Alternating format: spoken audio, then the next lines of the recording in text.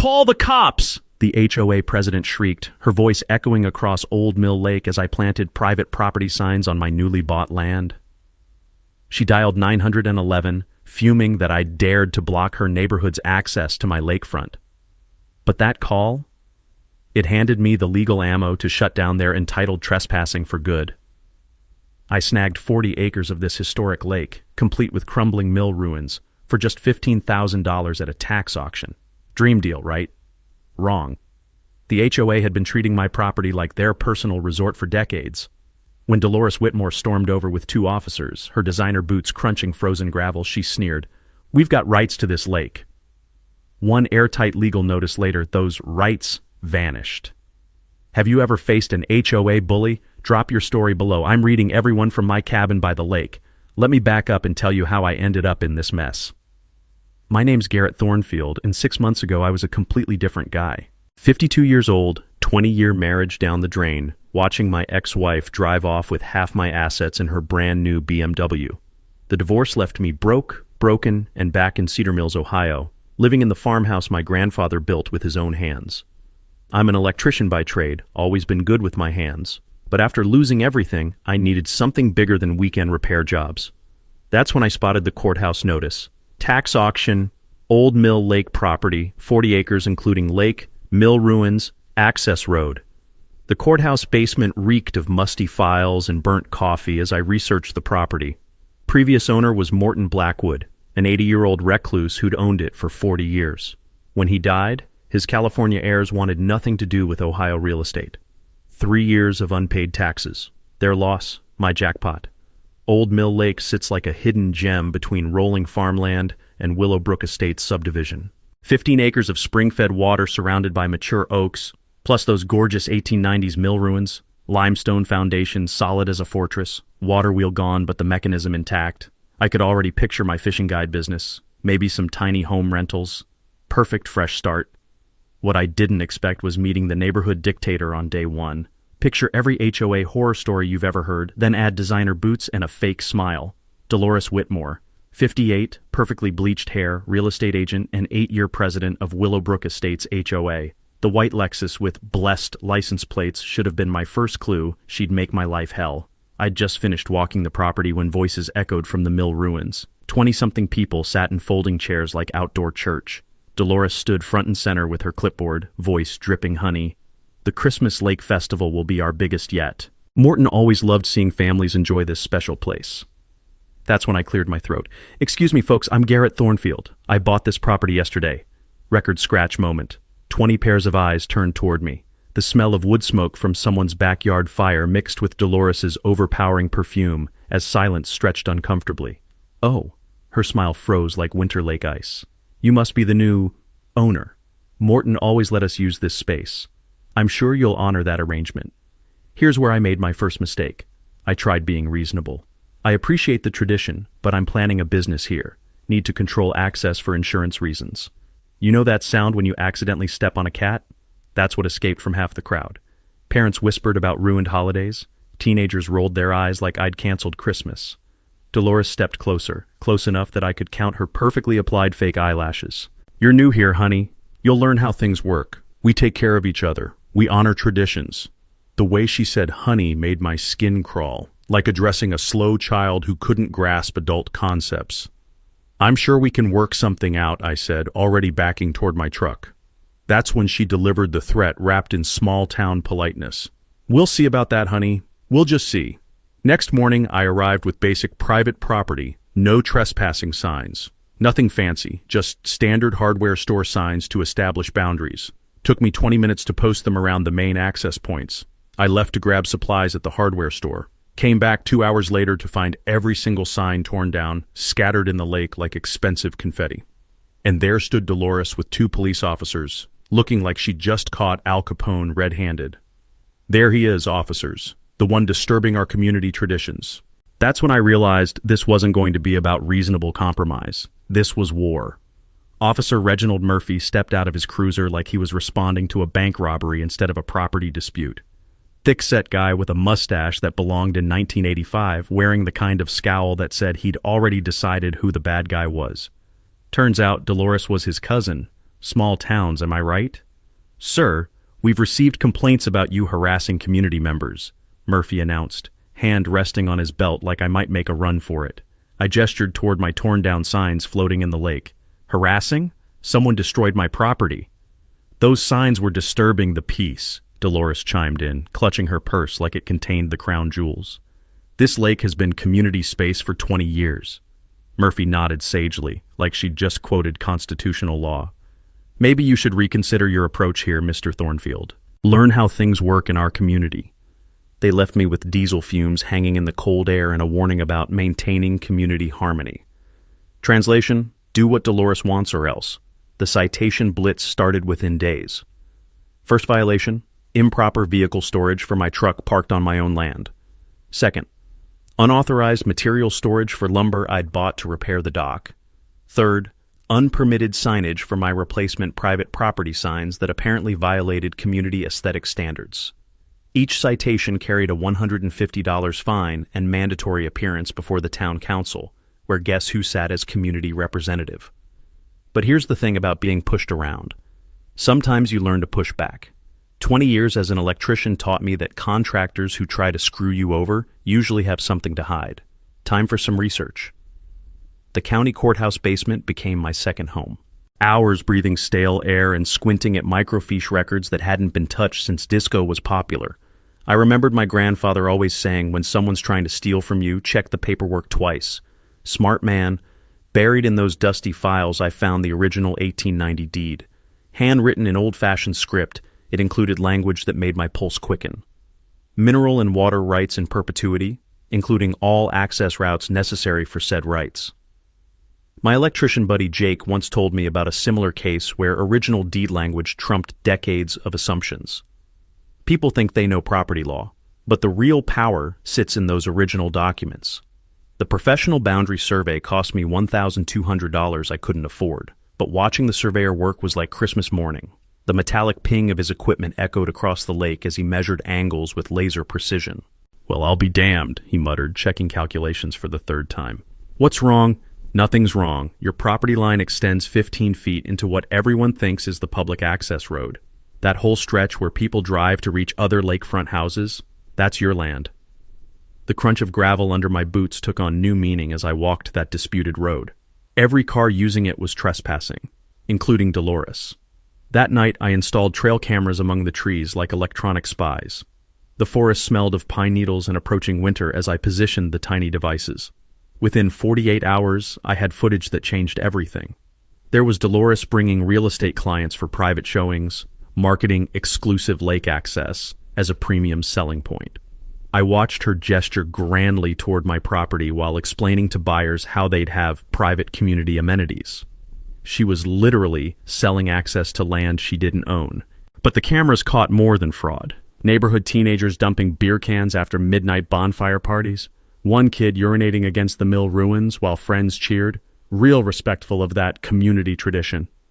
The most infuriating footage showed Dolores walking her dog along my restored shoreline. The prissy little thing took a dump right where I'd planted native wildflowers.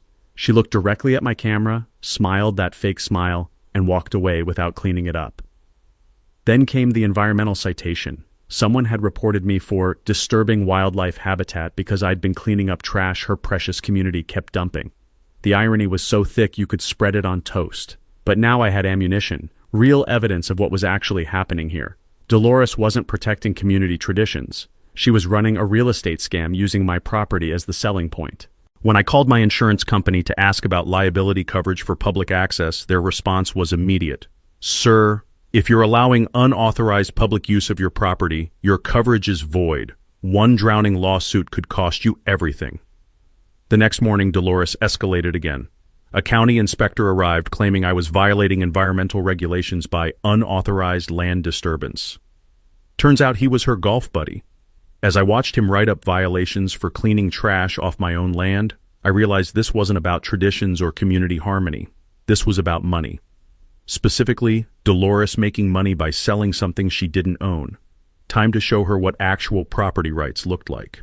Dolores wasn't playing games anymore. She was playing for keeps. The certified letter from the State Environmental Protection Agency made that crystal clear. Someone had filed a complaint, claiming I was planning a massive commercial marina that would destroy local wildlife. The smell of burned coffee filled Rebecca's law office as she read the complaint aloud. 100-slip marina with restaurant and hotel facilities. Garrett, this is completely fabricated. Who filed this? One guess. But Dolores had made a critical mistake. My cousin Rebecca had spent 15 years fighting corporate polluters, and she knew environmental law inside out. Small fishing operations like mine were specifically exempt from commercial reviews. Filing false information with government agencies, that's a felony. While Rebecca prepared our counterattack, the professional survey results arrived. The news was even better than expected. Not only did the access road cross my property for 200 yards, but Dolores's precious dock extended 8 feet onto my underwater land. Every lakefront homeowner had been trespassing for years, assuming Morton's neighborly permission created legal rights.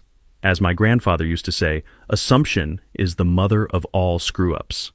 These folks were about to learn that lesson the hard way. Then I discovered what Dolores was really protecting. Public records tell beautiful stories when you know how to read them.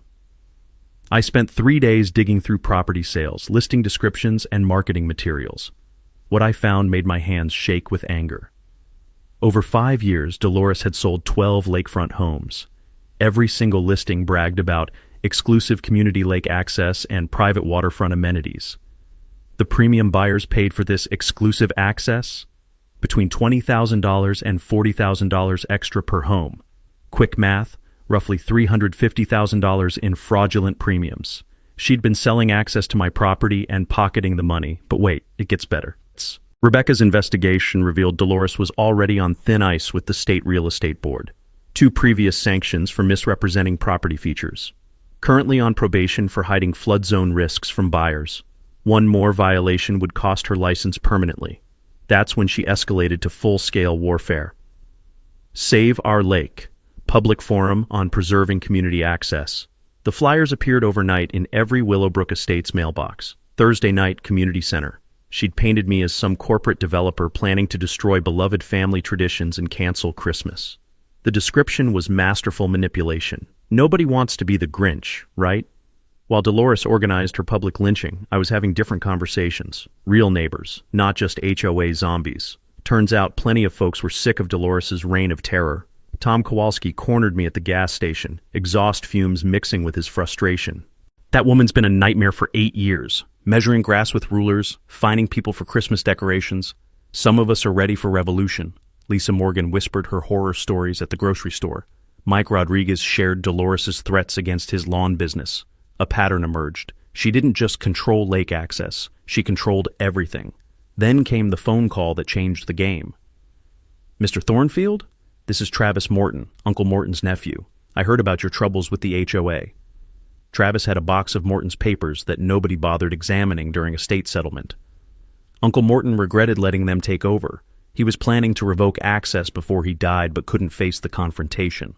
The cardboard box smelled of old paper and regret. Inside were Morton's handwritten notes documenting years of abuse, property damage, liability nightmares, broken promises about respect and responsibility. He'd kept meticulous records of every incident, but the real bombshell was his insurance correspondence. The company had been pressuring Morton for years to restrict public access due to massive liability exposure. 1 drowning, 1 injury lawsuit, and he'd lose everything. That's when I realized what Dolores was really fighting for. Without community lake access, her real estate empire would collapse overnight. All those premium sales based on my property? She'd face lawsuits, license revocation, maybe even criminal fraud charges. No wonder she was desperate. The morning of her town hall meeting, I got a surprise visitor. County Inspector Bradley Walsh, Dolores's golf buddy, showed up with another violation notice. This time for unauthorized environmental restoration, because I'd been planting native species to prevent shoreline erosion. Mr. Thornfield, you can't just start changing the natural landscape without permits, he announced, clipboard ready. I handed him my phone showing the trail camera footage. You mean I can't clean up beer cans and pizza boxes that your friend's community keeps dumping? His face went pale watching teenagers urinate on the mill ruins while Dolores's dog crapped in my wildflower garden. There's been a misunderstanding, he mumbled, backing toward his truck. Yes, there has been, I agreed, and it's about to get a lot bigger. That night, driving to the community center, I could smell wood smoke from early autumn fires. The sound of gravel crunching under my tires reminded me that every inch of that access road belonged to me. Time to remind everyone else. The community center buzzed with tension thick enough to cut with a butter knife. 70-something residents packed folding chairs while Dolores worked the room like a politician, her perfume creating a cloud of fake sweetness that couldn't mask the metallic smell of fear in the air. She'd done her homework. Poster boards displayed blown-up photos of families enjoying traditional lake activities, kids fishing, Christmas festivals, summer picnics. All on my property, of course, but she conveniently left that part out. The woman could teach a master class in selective editing. "We're here tonight to protect our community values," Dolores announced, voice dripping with righteous indignation. "Some people want to steal Christmas from our children and turn our beloved lake into a commercial tourist trap." The crowd murmured approval. A few people glared at me like I'd personally kicked their puppies. I sat in the back, taking notes and staying quiet. My grandfather always said, "Let your enemies dig their own graves before you hand them the shovel." That's when she dropped her legal bomb. "I've consulted with an attorney," she continued, gesturing toward a nervous-looking man in an ill-fitting suit. "We have grounds to claim adverse possession. 20 years of continuous community use gives us legal rights to this property." Her brother-in-law Larry stepped forward, sweat beading on his forehead despite the community center's ancient heating system clanking like a dying robot. Adverse possession law is complex, but when a community has used property openly and continuously— Wrong move, Larry, dead wrong. I'd spent the last week researching adverse possession with Rebecca. The legal principle was elegantly simple. You can't claim adverse possession when you had the owner's permission. Morton had explicitly allowed community use. Every witness would confirm that. Permission kills adverse possession claims deader than disco, but I let them dig deeper into their legal grave. Dolores announced their master plan, file a lawsuit demanding the town declare the lake community heritage property and seize it through eminent domain. Several neighbors applauded like she'd just solved world hunger. "We've already collected 150 signatures," she proclaimed, waving a petition like a battle flag. "The mayor supports preserving community traditions." That's when I stood up. The room went dead quiet, except for that heating system's death rattle. "I appreciate everyone's passion for the lake," I began, voice calm as Sunday morning church, "but I think there's been some confusion about the legal situation here." Dolores's smile turned predatory. "Mr. Thornfield, this is a community meeting about community concerns." "Perfect," I replied, pulling out my surveyor's report, "because I have some community concerns too." The paper rustled like autumn leaves in the sudden silence. "According to this professional boundary survey, your access road crosses my property for 200 yards. Every time you drive to your lakefront homes, you're technically trespassing." A woman in the front row gasped loud enough to wake the dead. Others started whispering like teenagers in detention. "Furthermore," I continued, "Mrs. Whitmore's dock extends 8 feet onto my underwater property. Has been for years." Dolores's face flushed redder than a stop sign. "That's ridiculous. We have rights." "Actually, you don't. Permission from the previous owner doesn't create legal easements." I'd learned that expensive lesson from Rebecca's Summit County case where similar assumptions cost homeowners $200,000 in legal fees. Larry, trying to save face, made his fatal mistake. "Where's your proof of these alleged boundary violations?" I pulled out my phone and connected it to the community center's projector. The ancient machine hummed to life like a vintage washing machine. Within seconds, aerial photos filled the screen showing exact property lines overlaid on current roads and structures. The room erupted like a disturbed hornet's nest. People realized they'd been driving across someone else's land to reach their own homes.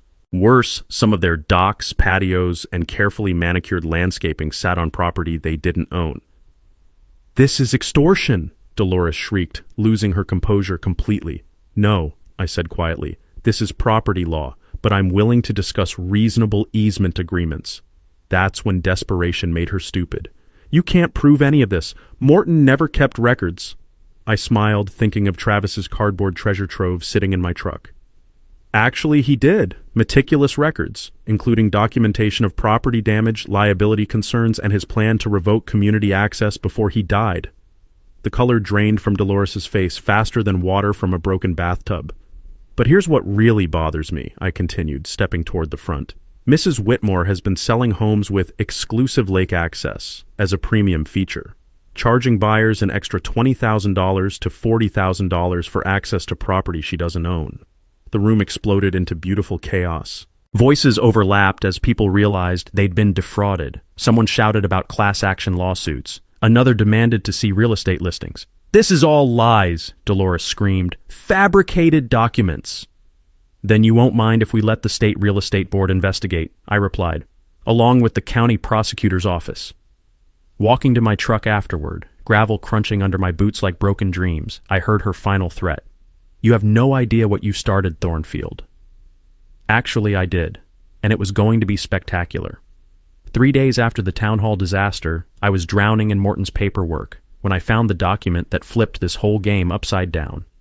Buried beneath decades of utility bills was the original 1890 mill deed, not a copy, but the actual handwritten document with elaborate flourishes and ink that had faded to the color of dried blood. The musty smell of century-old paper filled my Kit Morgan as I squinted at the ornate script. Most of it was standard horse and buggy legal language, but one paragraph made my coffee go stone cold. Said property includes artificial lake created by damming of Mill Creek, with downstream landowners bearing proportional responsibility for dam maintenance and structural integrity. I read it 3 times before the beautiful irony hit me like a lightning bolt. Old Mill Lake wasn't natural. It was created by damming the creek that flowed straight toward Willowbrook Estates. Every single HOA member who'd been treating me like a terrorist was legally responsible for maintaining the dam that held back 15 acres of water directly above their precious subdivision. The engineering drawings scattered across my table told the whole story. The 1890 mill operation needed reliable water flow, so they'd built a substantial earthen dam with stone spillway. 130 years later, that dam was still the only thing keeping millions of gallons from turning Dolores's neighborhood into an impromptu swimming pool. I called Rebecca, hands actually shaking as I dialed.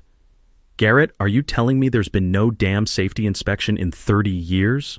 Her voice had that prosecutorial edge that meant someone was about to get destroyed. "Morton's got letters from the state going back to the 1990s. They kept demanding inspections, but nothing happened after he got sick." "Sweet Jesus, do you understand the liability exposure here? If that dam fails, we're talking wrongful death lawsuits in the tens of millions." The next morning, I hired Pete Kowalski to inspect the structure. What he found was worse than my darkest fears. "Garrett, this thing's held together by prayers and good intentions," Pete announced, his boots making sick squelching sounds in the mud around the spillway. Morning mist rose from the water like ghostly fingers while the smell of rotting vegetation mixed with exposed clay. Major concrete cracks, tree root damage, erosion undermining the foundation. One heavy storm season, and this whole thing lets go. He pointed to areas where water seepage had created sinkholes. "See this pattern? The dam's been slowly failing for years. When it goes, not if, when, you're looking at a 20-foot wall of water hitting Willowbrook Estates at highway speed." My stomach dropped thinking about kids playing in yards that could be underwater in minutes.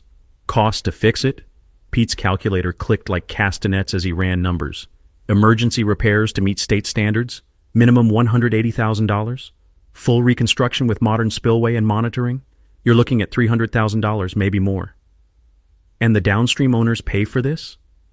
Every penny, that's what the deed says, and Ohio law backs it up completely. They've been living below a financial time bomb. The cosmic justice was almost too perfect. Dolores and her legal army had spent weeks demanding rights to my property while sitting on a liability that could bankrupt them all. They'd threatened lawsuits while owing me nearly $200,000 in deferred maintenance. But here's the beautiful part. I owned the dam, which meant I controlled their fate. I could demand immediate payment. I could petition the state for emergency repairs at their expense. Or I could negotiate reasonable access agreements in exchange for manageable payment plans. Suddenly, Dolores's community rights seemed less important than avoiding financial apocalypse. My phone buzzed with Rebecca's text. "State inspector coming Monday. When this hits the news, insurance companies will drop every downstream policy like a hot potato." I smiled, watching mist dance across the water's surface. Time to teach the neighborhood about real community responsibility. My Kit Morgan table looked like a war room designed by a caffeinated engineer. Engineering reports battled legal documents for space, while coffee rings created modern art on Pete's dam diagrams. If you'd told me 6 months ago I'd be planning a neighborhood revolution over breakfast, I'd have suggested therapy. Now, bring it on. Time to assemble the Avengers of property rights. Rebecca Santos was my legal nuclear weapon. the only lawyer who got genuinely excited about easement law. Garrett, this damn situation isn't just leverage. It's a guided missile aimed straight at Dolores's empire, she laughed, papers rustling through the phone like autumn leaves. We're not playing neighborhood politics anymore. We're talking public safety and massive financial liability. Pete Kowalski became my technical translator. The retired county engineer could make concrete calculations sound like poetry, which we'd need when explaining to panicked homeowners why their dream property sat in a potential flood zone. Most folks think dams are like sidewalks. They just exist forever, Pete chuckled. Reality's about to give them a very expensive education. Travis Morton signed on as our historian and intelligence officer. His uncle's obsessive record-keeping was providing ammunition I hadn't known existed. Plus, Travis knew which neighbors were reasonable humans versus Dolores cultists. Half these people have been terrified of her for years, he confided. They just needed someone to show them there was another way. Maria Rodriguez from the Cedar Mills Gazette became our media ally. She'd been quietly investigating HOA tyranny for months, collecting horror stories about Dolores's authoritarian tactics. This woman's been a one-person constitutional crisis, Maria said. Time someone held her accountable. The wild card was Father Ben Murphy, Officer Murphy's younger brother but blessed with actual integrity. Despite family loyalty conflicts, Father Ben had a reputation for fairness that could neutralize his brother's obvious bias. If things got nasty, we'd need a respected voice calling for sanity. Our legal strategy unfolded while morning coffee steamed against my Kit Morgan window. Rebecca outlined the timeline.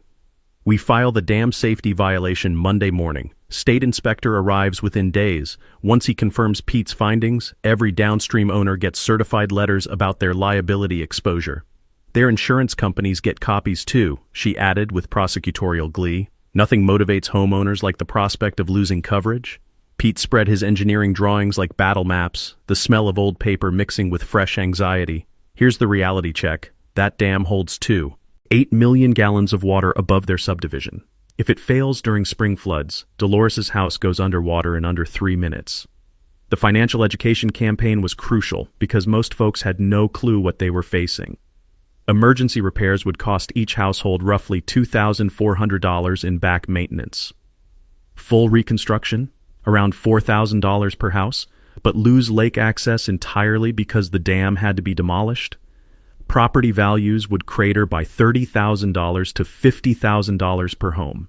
Basic math makes the choice obvious, Rebecca explained. Pay reasonable maintenance and keep lake access, or watch your biggest investment become worthless.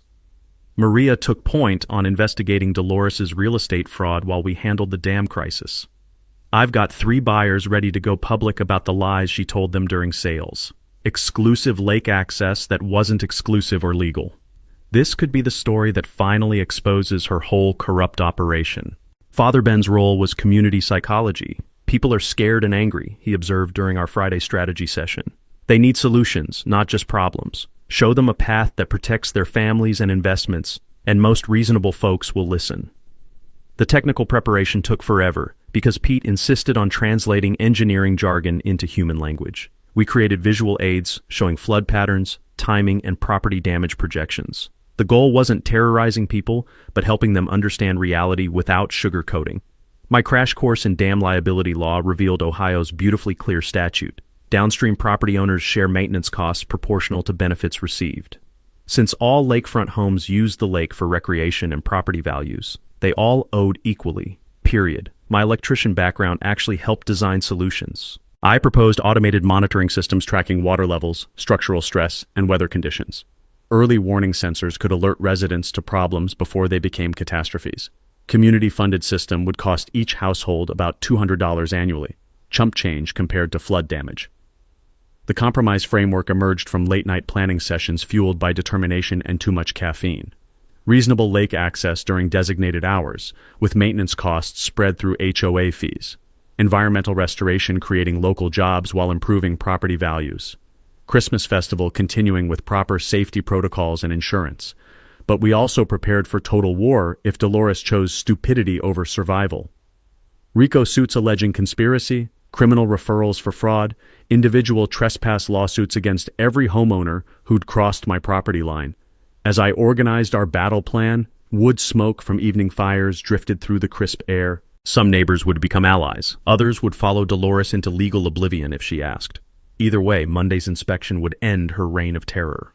The age of accountability was dawning. Sunday night before the state inspection, someone cut my electrical lines. I woke up to complete darkness and the acrid smell of burned insulation filling my farmhouse. Security system dead, refrigerator silent, even my coffee maker sat lifeless like a betrayed friend.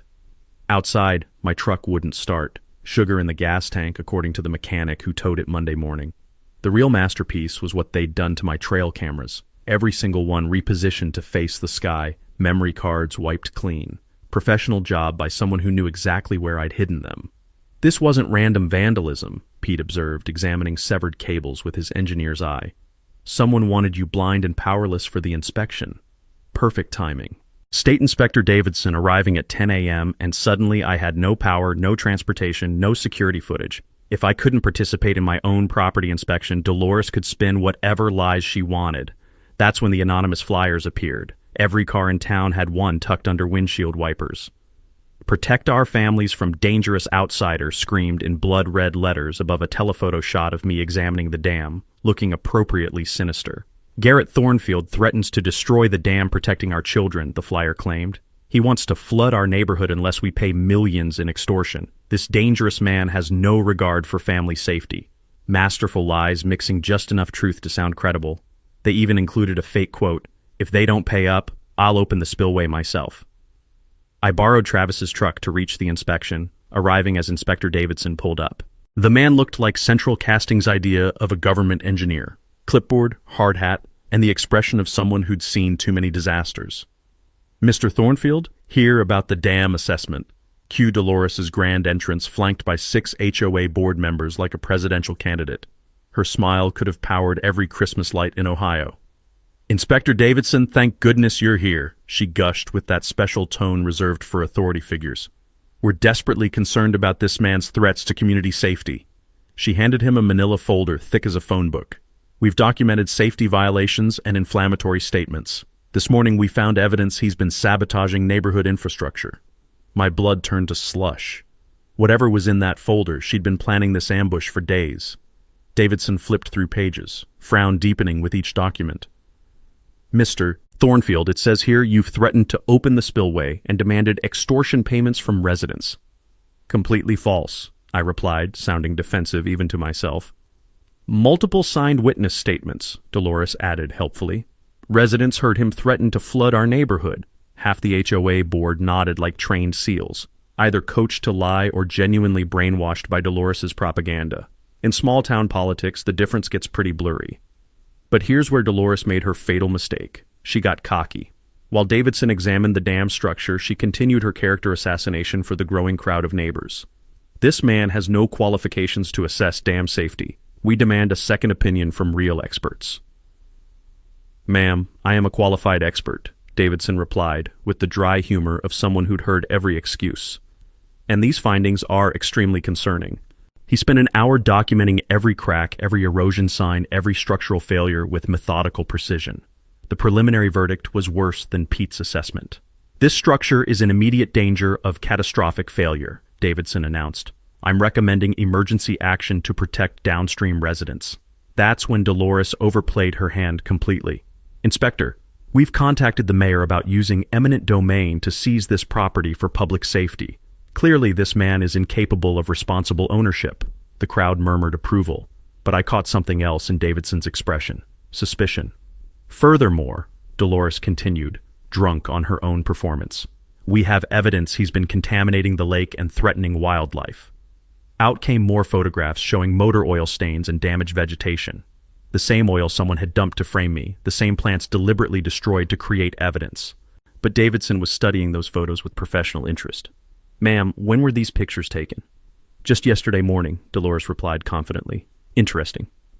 Davidson pulled out his own camera, showing recent photos of the same areas. "Because I took preliminary shots when I arrived, and these oil stains appear fresh, almost like they were placed recently." The color drained from Dolores's face faster than water through a broken dam. "Also," Davidson continued, "motor oil doesn't create this particular staining pattern unless it's poured from above. Natural leaks create different dispersal signatures." The HOA board members started shifting uncomfortably. A few stepped away from Dolores like she'd developed a contagious disease. "Inspector," I said quietly, "I installed new security cameras last week as backup systems. They're solar-powered and hidden in different locations than my main network." Dolores's face went from pale to green. "Perhaps we should review that footage before making any decisions about property seizure," Davidson suggested. As I pulled out my phone to access the backup camera system, the smell of fear mixed with Dolores's designer perfume. Her perfect ambush was about to become her perfect downfall. The hunter was about to become the hunted. The backup camera footage was beautiful in its crystal-clear condemnation. Davidson watched in silence as the timestamp showed 2:47 a.m. Sunday night. A figure in dark clothing crept across my property carrying a gas can, deliberately pouring motor oil near the shoreline where Dolores had discovered environmental contamination 12 hours later. The infrared camera caught every detail, including the distinctive white Lexus parked on the access road. "That's my neighbor's son," whispered Lisa Morgan, recognizing the lanky teenager on screen. "Tyler Whitmore, Dolores's grandson." The next clip showed the same kid uprooting native plants I'd spent weeks establishing, scattering them to create evidence of habitat destruction. His grandmother had recruited her own family to frame me for environmental crimes. "This is obviously fabricated," Dolores sputtered, but her voice cracked like thin ice. "Anyone can fake digital video these days." Davidson turned to face her with the expression of a man who'd caught politicians lying about flood damage. "Ma'am, are you suggesting this homeowner somehow fabricated footage of your grandson committing vandalism on his own property?" The HOA board members were backing away from Dolores like she was radioactive waste. Even her most loyal supporters couldn't spin video evidence of criminal conspiracy. But Dolores wasn't finished destroying herself yet. "This is harassment," she shrieked, voice echoing across the lake like a wounded banshee. "This man is trying to destroy our community. Someone needs to stop him before he hurts innocent families." That's when she made the call that sealed her fate. Right there, in front of the state inspector and 30 witnesses, Dolores dialed 911. "Emergency! There's a dangerous man at Old Mill Lake threatening to destroy our dam. He has explosives and he's making threats. Send every unit you have." The silence that followed could have been cut with a chainsaw. Even the most gullible HOA members realized she'd crossed the line from community activism into pure insanity. Inspector Davidson pulled out his own phone. "Dispatch, this is State Inspector Davidson, badge number 4472. Cancel that emergency call from this location.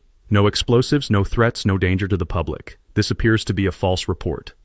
Dolores's face went through several colors not found in nature.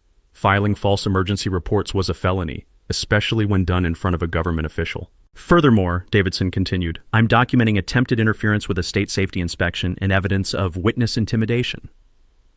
That's when Father Ben Murphy stepped forward from the crowd. I hadn't seen him arrive, but apparently word of the drama had spread through town faster than gossip at a church potluck.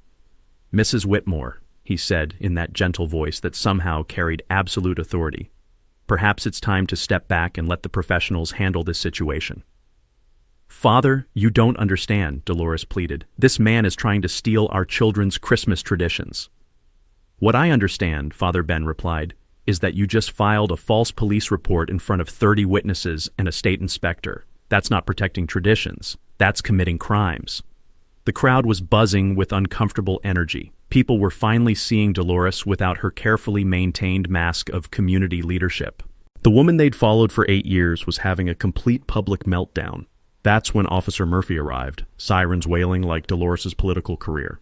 He stepped out of his cruiser looking confused and embarrassed, the metallic tang of exhaust mixing with the smell of autumn leaves. "Reggie," Father Ben called to his brother, "there's been a misunderstanding about the emergency call." Inspector Davidson approached the officer with professional courtesy. "No emergency here, Officer Murphy. Just a routine dam safety inspection that someone tried to disrupt with false reports." I watched Officer Murphy's face as he realized his cousin had made him look like a fool in front of a state official. The family loyalty that had protected Dolores for years was evaporating faster than morning mist. "Ma'am," Murphy said to Dolores, "I need to speak with you privately." But Dolores was beyond reason. "They're all conspiring against me. The whole system is corrupt. Someone has to protect this community from these criminals." She turned to the crowd with wild eyes. "Don't you see what's happening? They're stealing everything we've built. Our traditions, our values, our very way of life. The nervous shuffling sounds from the crowd told the whole story. Even her most devoted followers were edging away from the spectacle.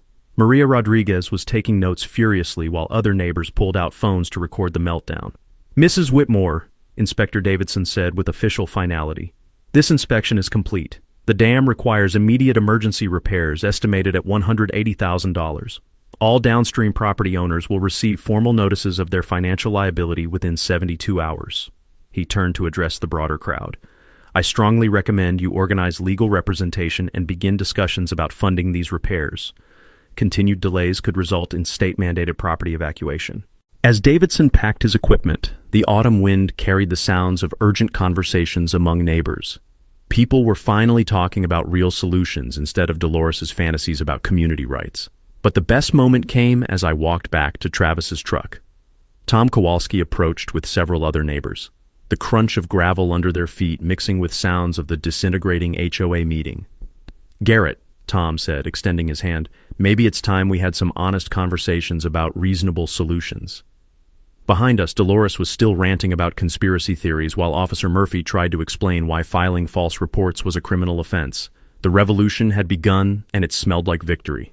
Christmas Lake Festival Day arrived with the kind of crisp December morning that makes everything look like a postcard. The irony wasn't lost on me. The festival Dolores had used to justify her harassment campaign would become the stage for her final downfall. By 2 p.m., the crowd was bigger than anyone expected. Word of the dam crisis and Dolores's public meltdown had spread through 3 counties, drawing not just locals, but regional media, county officials, and curious onlookers who loved a good train wreck. The smell of hot chocolate and roasted chestnuts from festival booths mixed with nervous energy thick enough to choke on.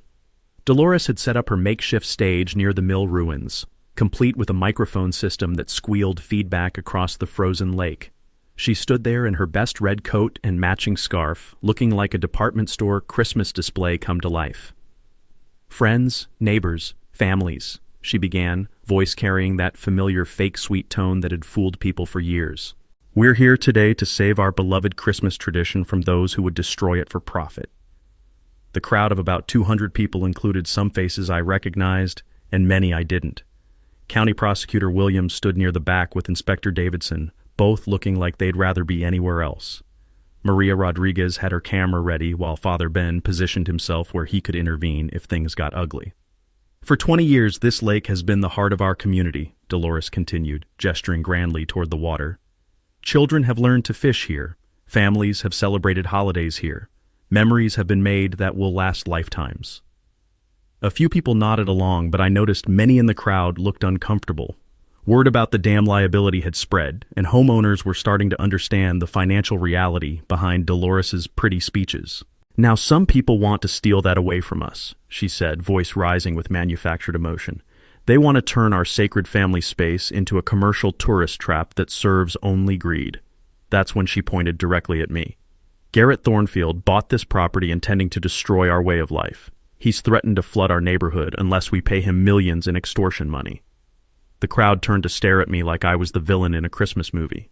A few parents pulled their children closer, as if I might start drowning puppies at any moment. I waited for her to finish digging her own grave. "We have legal rights to this property," Dolores declared. 20 years of continuous use gives us ownership through adverse possession. No carpetbagger from outside our community can take away what belongs to us." She held up her petition with theatrical flair. Over 200 signatures demanding the town protect our heritage through eminent domain. "The mayor supports us. The community supports us." The applause was polite but scattered. People were starting to notice that several prominent neighbors weren't clapping, including Tom Kowalski and other reasonable voices who'd been quietly building support for compromise. That's when Prosecutor Williams stepped forward and asked for the microphone. The crowd went silent except for the sound of ice creaking under the festival setup equipment. "Folks, I appreciate the passion everyone's showing for community traditions," Williams began. "But there are some legal realities we need to address." He gestured toward Inspector Davidson. "The state dam inspection revealed serious safety concerns. This structure is at risk of catastrophic failure, which would flood downstream properties within minutes." A collective gasp rippled through the crowd. Parents started looking nervously at their children playing near the shoreline. "Furthermore," Williams continued, The original property deed makes downstream landowners financially responsible for dam maintenance. That's approximately $180,000 in immediate repairs, split among affected homeowners. The mood shifted like a weather front moving through. Suddenly, people were doing mental math instead of defending traditions. "But here's what concerns me most," the prosecutor said, voice taking on that edge prosecutors use when they're about to drop a bomb. "We have evidence of organized harassment, filing false reports, and witness intimidation designed to deprive Mr. Thornfield of his legal property rights." He pulled out a manila folder thick with documents. Video evidence of vandalism, audio recordings of coordinated harassment, false police reports filed in front of state officials. Dolores tried to grab the microphone back. "This is a conspiracy. They're all working together to destroy our community." "Ma'am," Williams said firmly, "you're under investigation for real estate fraud, filing false reports, and conspiracy to deprive civil rights. I strongly suggest you consult an attorney." The crowd erupted into chaos. Some people started demanding answers about their property purchases. Others wanted to know about the dam liability. A few die-hard Dolores supporters tried to shout down the prosecutor, but their voices were drowned out by angry homeowners who realized they'd been lied to. That's when I finally took the microphone. "Folks," I said, voice carrying across the suddenly quiet crowd, "I know this is a lot to process, but I want to make something clear. I never wanted to be anyone's enemy." I gestured toward the lake, ice glittering in the afternoon sun. "This place is beautiful. Your traditions are important, and I want to find solutions that work for everyone." The silence was complete now, broken only by the distant sound of children playing and the gentle lapping of water against ice. "I'm proposing formal easement agreements that give you continued lake access while ensuring proper maintenance and insurance coverage, reasonable fees, shared responsibilities, and protection for everyone's investments." I paused, making eye contact with families in the crowd. "Your children can still learn to fish here. You can still have Christmas festivals, but we're going to do it legally, safely, and sustainably." The applause started slowly but built like an avalanche. Not everyone was clapping, but enough people were nodding that I knew the tide had turned. Dolores made one last desperate attempt to regain control, but her voice was lost in the sound of neighbors finally talking to each other about real solutions instead of manufactured outrage. The age of accountability had officially begun. 3 months later, Old Mill Lake looked like a completely different place, and I mean that in the best possible way. The Christmas Lake Festival had continued as planned that December day, but under new management. Within 48 hours of Dolores's public meltdown, the HOA board voted her out unanimously and elected Tom Kowalski as interim president. His first official act was signing a formal easement agreement that gave the community reasonable lake access in exchange for proportional maintenance costs. The legal aftermath was swift and beautiful.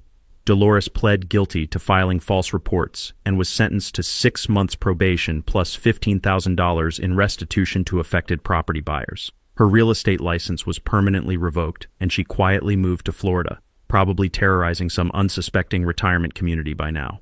Officer Murphy was transferred to traffic duty after an internal investigation revealed he'd ignored multiple complaints about his cousin's harassment campaign. His brother Father Ben became an unofficial community mediator, helping neighbors work through years of accumulated grievances that Dolores had either caused or weaponized. The dam repairs were completed ahead of schedule and under budget thanks to Pete Kowalski's engineering expertise and competitive bidding among local contractors. The new automated monitoring system I designed sent weekly status reports to every downstream homeowner, ensuring transparency and early warning of any future issues. But the real transformation was in the community itself. My fishing guide business took off faster than a tourist fleeing an HOA meeting, with bookings from 3 states and a waiting list stretching into summer.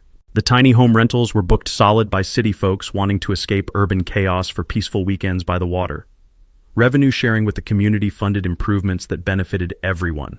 New playground equipment, enhanced boat ramps, and professional landscaping that made the whole area look like a resort instead of a battleground. Property values rose 15% within 6 months, more than offsetting the maintenance costs that had initially terrified homeowners. Turns out, professional lake management and guaranteed access rights were premium selling points that attracted quality buyers. The Environmental Restoration Project became a model for similar communities across Ohio. Native plant restoration prevented erosion while creating wildlife habitat that brought bird watchers and nature photographers. The morning air now carried the fresh scent of wildflowers and clean water instead of the toxic atmosphere Dolores had fostered. Lisa Morgan started a community garden on a corner of my property, where local families grew vegetables that reduced grocery bills while kids learned sustainable agriculture. The smell of fresh tomatoes and herbs mixed with lake breezes created an atmosphere that felt like paradise compared to our previous neighborhood warfare. The Morton Blackwood Environmental Scholarship was established with revenue-sharing funds, sending 2 local students annually to study environmental science. The first recipients were Tommy Rodriguez and Sarah Kowalski, kids who'd grown up playing by the lake and wanted to protect places like it for future generations. Maria Rodriguez's investigative series on HOA overreach won a state journalism award and led to legislative hearings about preventing similar harassment campaigns.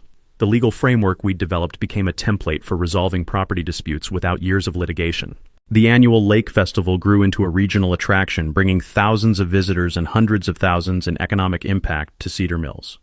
Local businesses thrived, job opportunities expanded, and the whole area developed a reputation for community cooperation instead of petty tyranny. Travis Morton became my business partner, managing the historical education component that attracted school groups and heritage tourists.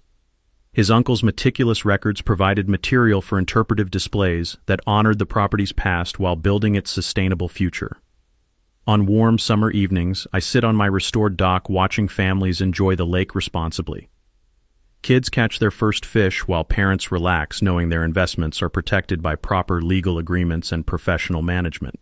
The sound of laughter carries across water that reflects sunset colors and the possibility of what communities can accomplish when they choose cooperation over conflict. The Christmas Lake Festival is next month, bigger and better than ever. This year's theme is Community Through Cooperation.